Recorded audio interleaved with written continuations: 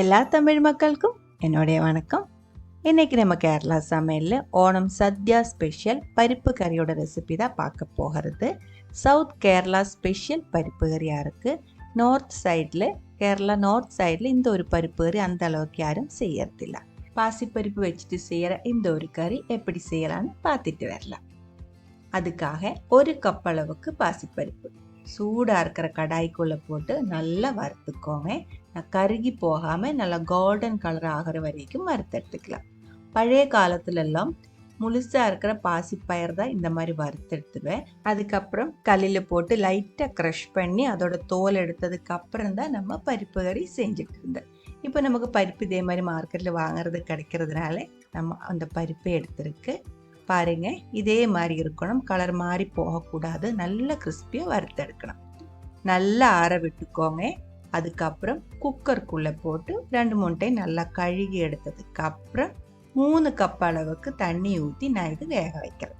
1 cup அளவு பாசிப்பருப்பு வேகிறதுக்கு 3 கப் அளவு தண்ணி கரெக்டாக இருக்கும். கம்மியாக ஊற்றிருச்சு அப்படின்னா அடி பிடிச்சிடும். அதிகமாக தண்ணி ஊற்றிருச்சுன்னா விசில் வரும்போது தண்ணி ஃபுல்லாக வெளியே கொட்டிடும். அதனால பார்த்து பண்ணிக்கோங்க. 2 விசில் வர்ற வரைக்கும் நான் வேக விட்டுருக்கு. அதுக்கப்புறம் தீ ஆஃப் பண்ணி ஃபுல்லாக ஆவி போகிற வரைக்கும் வெயிட் பண்ணிடலாம். அதுக்குள்ளே அரைக்கிறதுக்கான ஐட்டம்ஸ் எடுத்துக்கலாம். 1 கப் அளவுக்கு துருவன தேங்காய், 5 to 6 சின்ன வெங்காயம், ஒரு சின்ன சைஸ் பூண்டு, காரத்துக்கு தகுந்த மாதிரி 2 பச்சை மிளகாய், கூடவே 1 டீஸ்பூன் அளவுக்கு சீரகமும் சேர்த்துருக்கு. இது அரைக்கிறதுலே வித்தியாசம் இருக்கும். சவுத் கேரளா சைடில் சில இடத்துல சின்ன வெங்காயம் யூஸ் பண்ணுறதில்ல, பூண்டு மட்டும்தான் எடுக்கிறது. பூண்டு, சீரகம், பச்சை மிளகாய், தேங்காய். பூண்டு ஒரு 4 to 5 சின்ன சைஸ் எடுத்துருவேன். அப்புறமா சின்ன வெங்காயம் இல்லாமல் மிச்சம் எல்லாம் சேர்த்து நல்லா அரைச்சி எடுத்துருவேன்.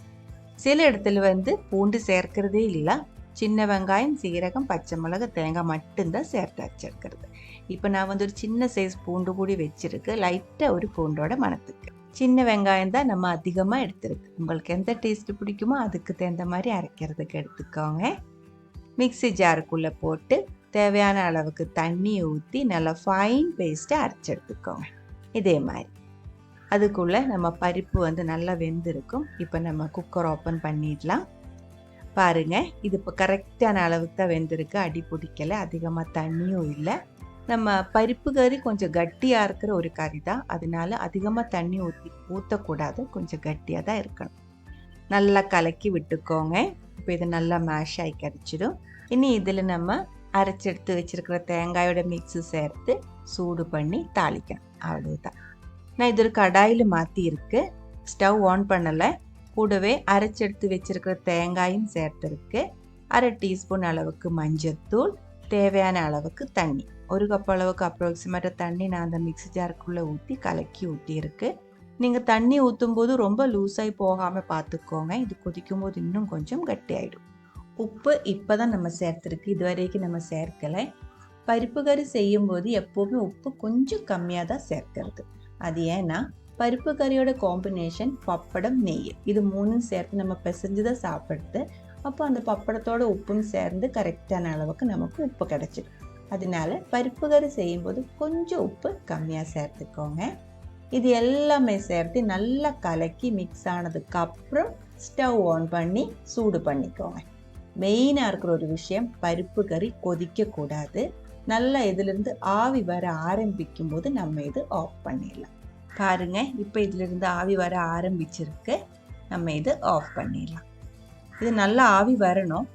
இல்லை இருந்தால் நீங்கள் காலையில் வச்ச சாயந்தரத்துக்குள்ளே கெட்டு போயிடும். அதனால கொஞ்ச நேரம், ஒரு நாள் ஃபுல்லாக கெடாமல் இருக்கிறதுக்கு நல்லா ஆவி வந்ததுக்கு அப்புறம் தீ ஆஃப் பண்ணிக்கோங்க. இனி இது நம்ம தாளிச்சிக்கலாம். தாளிக்கிறதுக்கும் வித்தியாசம் இருக்கும், அதை நான் சொல்கிறேன். தாளிக்கிறதுக்காக 2 டேபிள் ஸ்பூன் அளவுக்கு தேங்காய் எண்ணெய், 1 டீஸ்பூன் அளவுக்கு கடுகு, 2-3 சின்ன வெங்காயம், வரமிளகாய், கருவேப்பிலை, இதுதான் நம்ம தாளித்து பருப்பு கறி கூட சேர்க்கிறது. சில இடத்துல தாளிக்கிறது இல்லை, பச்சை தேங்காய் எண்ணெய் ஊற்றி கருவேப்பிலையும் ஃப்ரெஷ்ஷாக போட்டு பருப்பு கறி நல்லா மிக்ஸ் பண்ணி எடுத்துடுவேன், நம்ம அவியலுக்கெல்லாம் செய்கிற மாதிரி. ஆனால் தாளிச்சு ஊற்றி மிக்ஸ் பண்ணும்போது பருப்பு கறி எனக்கு டேஸ்டியாக தோணி இருக்கு.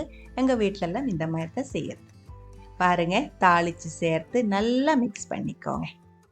நல்லா கலக்கி எடுத்து விட்டதுக்கப்புறம் சாதம் கூட சூடாக இருக்கிற பருப்பு கறி ஊற்றி நல்ல சூடாக இருக்கிற நெய்யும் அதுக்கு மேலே ஊற்றி பப்படம் சேர்த்து பிசைஞ்சு சாப்பிட்டு பாருங்க. என்னோட ஃபேவரட்டாக இருக்கிற ஒரு கறியாக இருக்குது. உங்களுக்கும் இது கண்டிப்பாக பிடிக்கும். இது ஒரு ஓணம் ஸ்பெஷல் ரெசிப்பியாக இருக்குது. ஓணத்துக்கு வேணுன்ட்டில வேறு நமக்கு சாதாரணமாக இருக்கிற நாளும் இது வீட்டில் செஞ்சு சாப்பிட்டுக்கலாம். பப்படம், நெய் கூடவே காரமாக இருக்கிற ஏதோ ஒரு கறியெல்லாம் இருந்தால் இன்னும் டேஸ்டியாக இருக்கும். ட்ரை பண்ணி பாருங்கள். அதுக்கப்புறம் உங்களோட கமெண்ட்ஸ் எல்லாம் சொல்லிடுங்க. இந்த சமையல் பிடிக்கிற ஃப்ரெண்ட்ஸுக்கு மறக்காமல் ஷேர் பண்ணி விட்டுக்கோங்க. நீங்கள் இது வரைக்கும் நம்ம சேனலுக்கு கொடுத்துட்ருக்கிற சப்போர்ட்டுக்கு ரொம்ப ரொம்ப நன்றி. உடனே பார்க்கலாம் இன்னும் ஒரு ரெசிப்பியோட. அது வரைக்கும் வணக்கம்.